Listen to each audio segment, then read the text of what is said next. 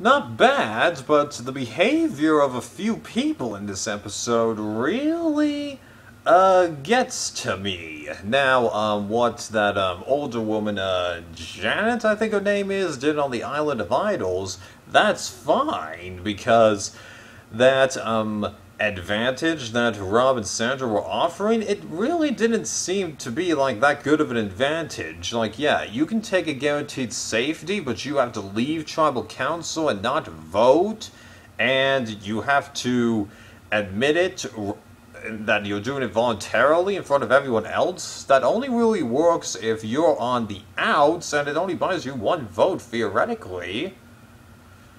So she absolutely made the right decision to not go for that advantage. Absolutely made the right decision. So that's fine, but the behavior of the old Orange members on Lokai. Why were you trying to win that challenge? It just didn't make any sense, because you're up 4-3, but the old members from the Lokai tribe are still up on you by 2, so throw the challenge and you know you can get rid of one of those other guys, because they didn't play an idol at the last tribal, so they don't have one.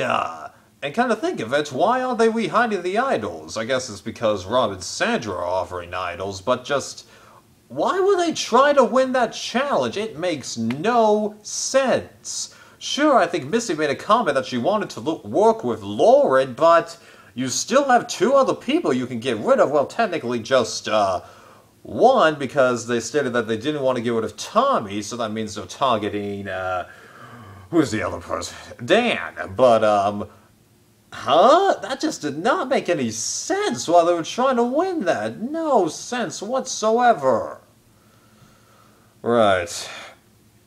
And then, suddenly bringing up the fact that, Dan is being touchy-feely again, but this time it's, when he's either asleep or half asleep, and then not even having a, bit from his perspective on the matter, which you did last time. Granted, it wasn't a confessional, but Kelly and one other person, I forget who it was, actually talked to him, and he admits, okay, hey, I didn't know I was crossing the line, but you feel like I'm crossing the line. Okay, hold myself back. Please inform me about that.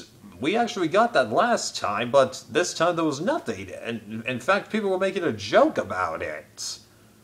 That did not make any sense. Like, it was a serious matter last time. Why is it not as serious this time? Okay.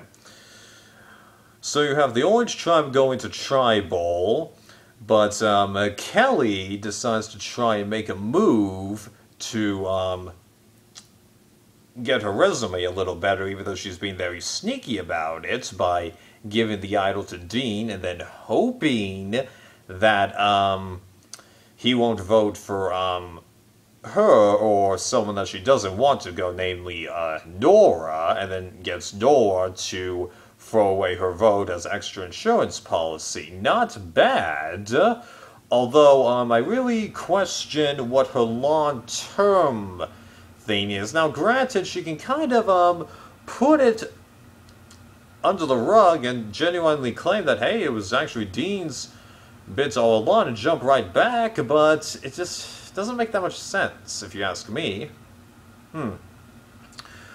But, especially since, I don't think Karishma is going to jump back to those Orange Tribe members. They might, but currently I doubt it. It's going to be real interesting to see what she does. So then we get to Tribal, and even though Jamal and then Nora and one other woman, I forget who it was, have been on the odds with Jamal this whole time, they actually managed to have a very interesting conversation where Kelly correctly points out, why is everyone always so worried about women's alliances, when there's actually not that many women's alliances compared to men's alliances, which is kind of true, except usually it's a duo of guys or a trio of guys. Yeah, you did have Matt's full Strawn people in one world, but that didn't even last a round and a half, really. And yeah, there was the full Horsemen in Fiji, but that really only came to be because they were the only ones left. The original plan was to get rid of every old Ravu members anyway, but then coincidentally Lisa and Dream started causing more issues. But that entire discussion was rather interesting, and it showed that while Jamal and Noor are causing problems, you tell them to actually listen, it seems like they do. And then, after all the votes have been written down and Dean plays the idol, we have Jamal pulling out his idol, and then he plays it for Noor, which I did not see coming one bit. And I really want to know if Kelly's facial reaction there, she was just faking that, or she was genuinely shocked that he played it for Noor, because after all that happened in this episode and then he plays it for Noor, it shows that while Jamal's definitely got problems, he's got a heart after all. At least that's how I saw it. Definitely not perfect, and I'm sure he's going to run into issues later with Nora, but whoa. Did not see that coming. And, I can't remember if Nora actually, apologized to Jack or not, because she was the second vote, not Kelly, but yeah. That was shocking. Yeah. So it's going to be mighty interesting to see how all this shakes up in that merge. Uh-huh. So I'm liking where this season is heading, but I felt the same way about this last season and with game changes. And right, so what I'm getting at here is that while it's gotten better, I totally expect the merge to totally change the tone of this season, because lately, every season that I could say I've greatly enjoyed the pre-merge, the merge has dropped it down a decent way. That's not to say that in the other examples I didn't enjoy stuff in the pre-merge, but what I'm getting at is the high wasn't as high. Okay? And why did the jury start now? Because the way it's been for a long time is that you merge at 13, which they are, but you have a 10-member jury.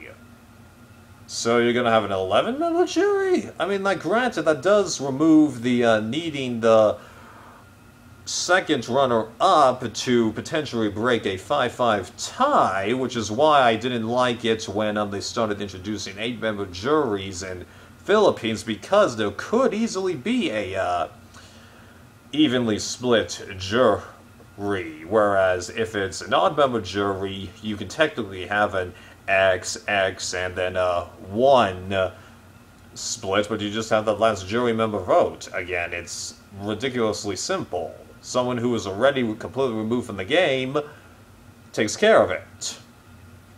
I just find that a lot better, so that could be what they're going for. I just wish I knew what's going on in the producers' minds. Oh yeah, and something that I've been forgetting to mention, and you've probably forgot about, even if you watch this far, which most people won't. What do I think about changing the previously on segments to foreshadowing stuff? I think it's really stupid that they do that, but Jeff has admitted that he and the other producers have no control over that particular bit about how promos for the show seem to work. And I haven't been watching the previously on segments since, like, Worlds Apart or something like That's because they kept giving me spoilers. Same thing goes for the next time on Bit. Stop watching that after Game Changers.